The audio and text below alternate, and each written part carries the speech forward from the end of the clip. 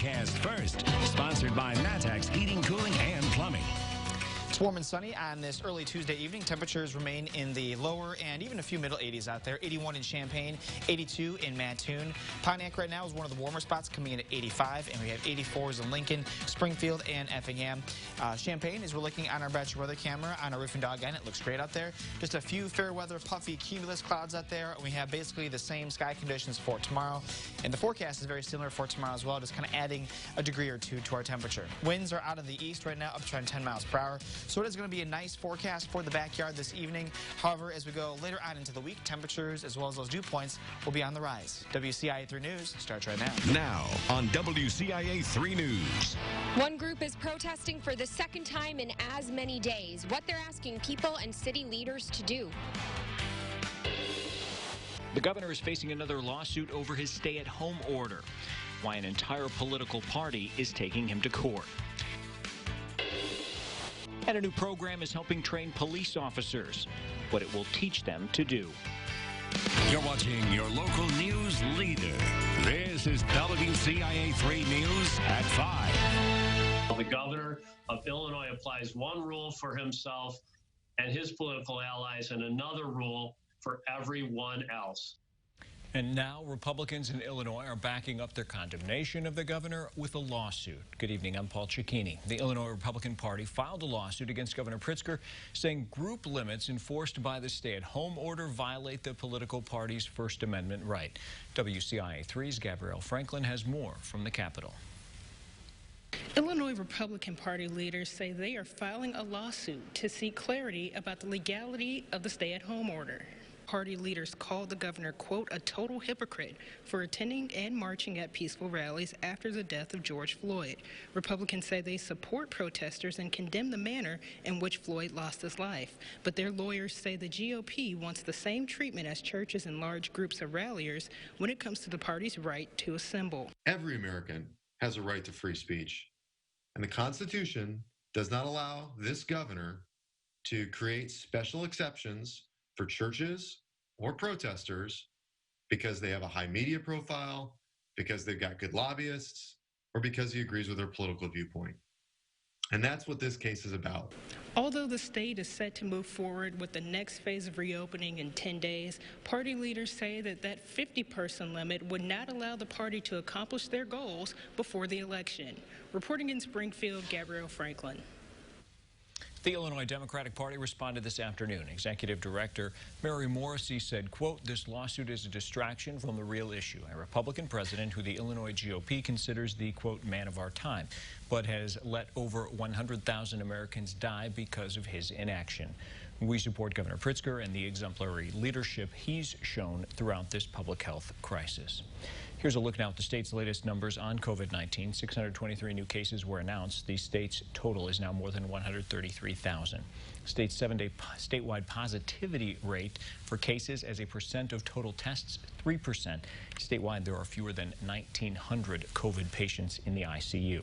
The Department of Public Health also announced 72 more deaths. The state's death toll is nearly 6,400. The Illinois Attorney General tested positive for coronavirus. Kwame Raoul found out he had it this morning. He was tested yesterday after experiencing minor symptoms over the weekend. He is now self-isolating. Firefighters from multiple departments spent the morning putting out a fire in Clinton. Happened at the Clinton Assembly of God Church near Mulberry and Leander Streets. Part of the building is a complete loss. The pastor says the sanctuary, Sunday school rooms, and offices are destroyed. No one was hurt, but a few firefighters had to be treated for heat exhaustion. The fire marshal is now investigating the cause. Protesters are gathering for the second night in a row to show support for racial justice. This time, they're holding a vigil outside Urbana's police department. That's where we find Jen Last. She joins us now live. So, Jen, what exactly are they calling for today? Well, Paul, they're out here again calling for an end to white silence, and this time they're going to be focusing on policing policies as well as systemic racism in law enforcement. Now, this comes on the heels of an End White Silence vigil that was held right here last night at the same time as the Urbana Council meeting. The group organizing these rallies is Showing Up for Racial Justice, or SURGE. Last night they partnered with Bend the Arc as well. Now, today they say they want a commitment to action from white residents as well well as the mayors of Champaign and Urbana. Surge has rallies planned every other day this week as well, culminating in one honoring Juneteenth on Friday. Now, organizers tell me this actually isn't the only event that's going to be taking place here tonight. Another group is set to be marching from here to the Champaign Police Department later this evening. Live in Urbana, Jen Lask, WCIA 3, your local news leader. All right, Jen, thanks. Well, it's been a full few days for officers in Danville. They're investigating 5 different shootings since Sunday.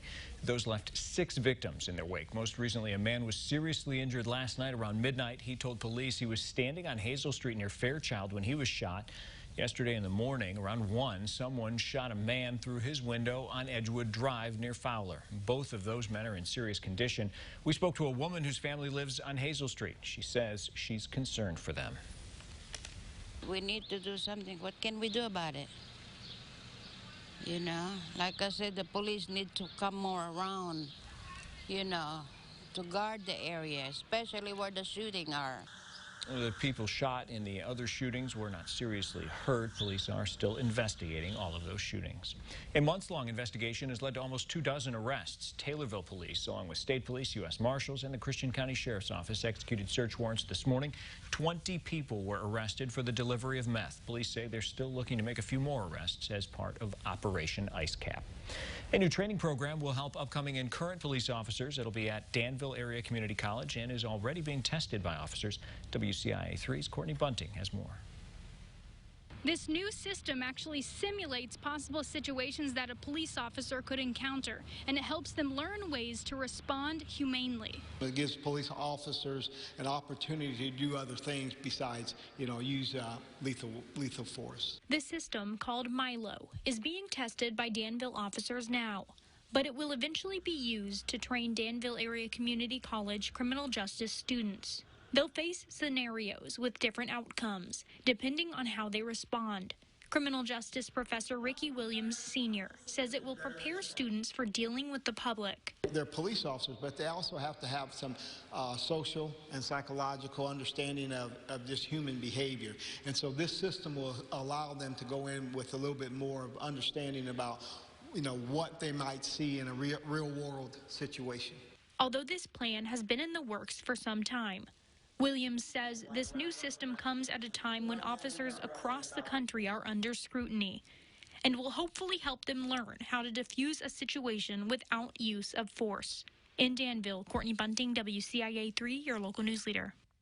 The Milo system will also be available for students outside the criminal justice program who want training for crisis situations. DAC is also looking into offering a community class with the system. They feel it would give the public a better understanding of what officers face every day. You can expect some changes for this year's election. We'll tell you what was signed into law. Plus, it's a big donation for one park district who it has to thank for it.